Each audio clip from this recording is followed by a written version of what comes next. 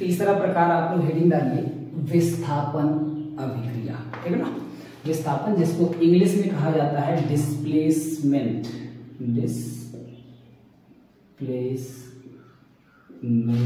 Reaction, displacement reaction के नाम से विस्थापन अभिक्रिया को हम लोग जानते हैं। अब समझिए ध्यान से, इसको मैं ना आपको एक एग्जांपल के जरिए समझा रहा हूं। ऐसे समझिए आप कि मान लीजिए जिंक धातु है। जिंक धातु ना एक ऐसी धातु है जो बहुत ही स्मार्ट है।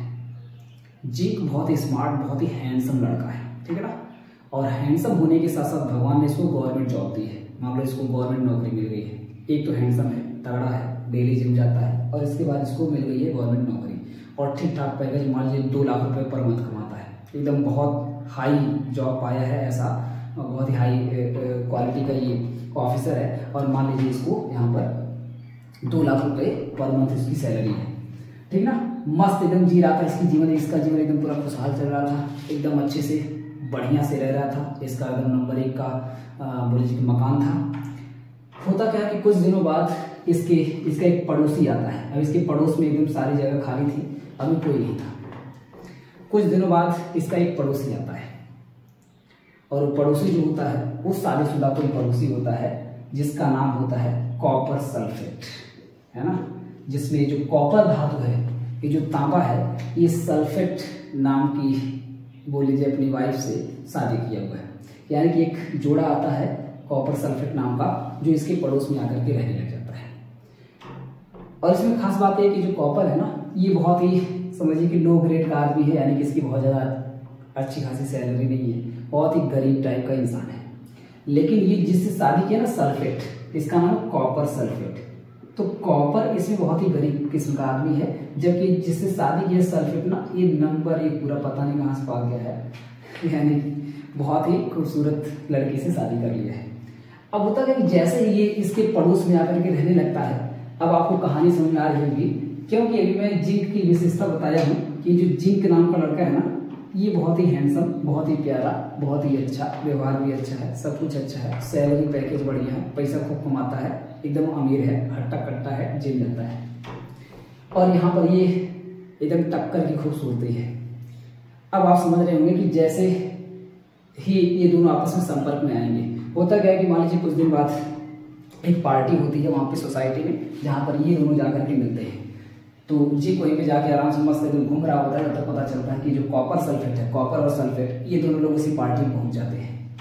और जैसे ही पहुंचते हैं, और जैसे ही सल्फेट की नज़र और जिंक की नज़र दोनों आपस में टकराती है, यानी कि जैसे ही जिंक की नज़र सल्फेट पर पड़ती है, जिंक बेचारा एकदम सल्फेट का दीवाना हो जाता है और एकदम पूरा पागल हो जाता है, पीछे पड़ जाता है कि अब तो हम सल्फेट को हासिल करके ही रहेंगे, अब सल्फेट को हम पाके ही रहेंगे, सल्फेट से हमको कोई दूर नहीं कर सकता। और दूर कर भी कौन पाएगा, क्योंकि कॉपर तो बहुत ही कम क्रियाशील है, बहुत ही कम कमाता है, बहुत ही गरीब टाइप का इंसान है, जबकि जिंक यहाँ पे बहुत ही हाई प्रोफाइल वाला आदमी है। तो ये जाता है, इसको कुछ पैसे खिलाता है, ये लो भाई तुम जाओ, तुम भी ऐश करो, मजे करो, अमीर हो जाओ। इसको जैसे कुछ पैसे खिलाता है, वैसे ही कॉपर तुरंत इसको धोखा दे देता है, इसको छोड़ देता है, जाओ ले जाओ, कोई दिक्कत नहीं, को पैसा तो मिल रहा है। तो जिंक यहाँ पर कॉपर को पैसे दे करके सल्फेट को समझिए एक तरीके से खरीद लेता है, यानी कि कॉपर को यहाँ से धक्के मार के निकाल लेता है अपने दम के, पैसे के दम पे।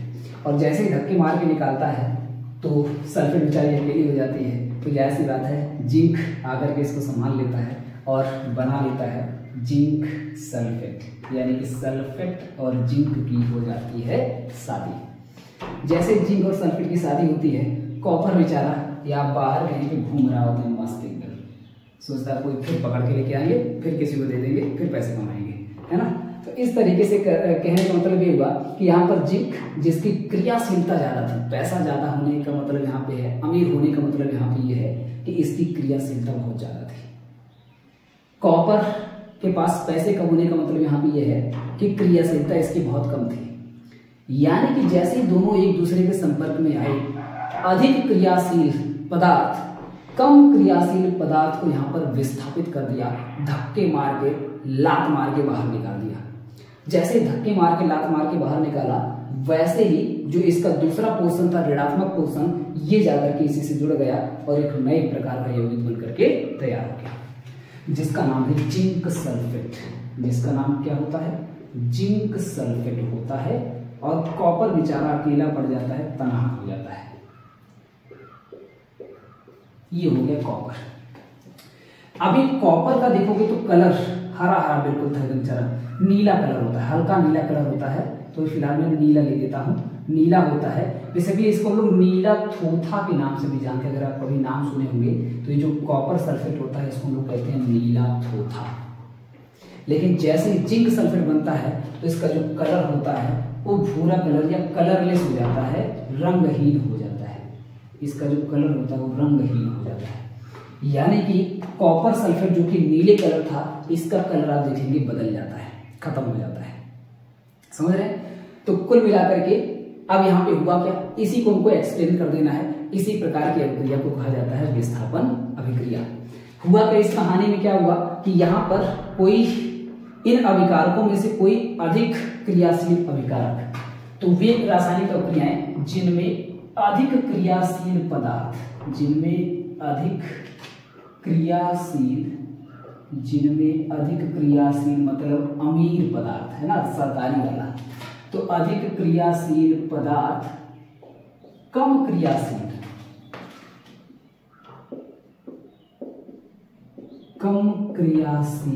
यानी कि मान लीजिए ठेला वाला जो जिसके पास पैसा कम होता है, तो कम क्रियाशील पदार्थ को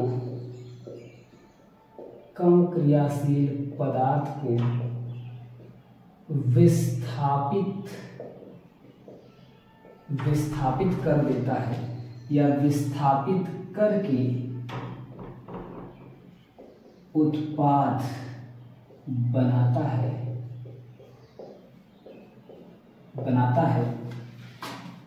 विस्थापन अभिक्रियाएं कहलाती हैं। विस्थापन अभिक्रियाएं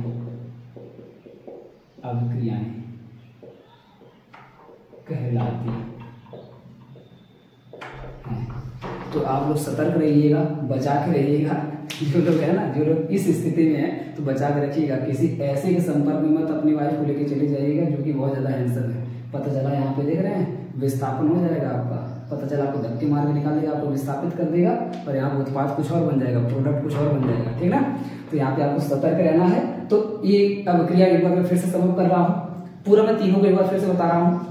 अभी तक मैं योगात्मक अभिक्रिया बताया, तो जो दो जिस एक जान वाली अभिक्रियाएं होती हैं उनको योगात्मक अभिक्रिया कहते हैं।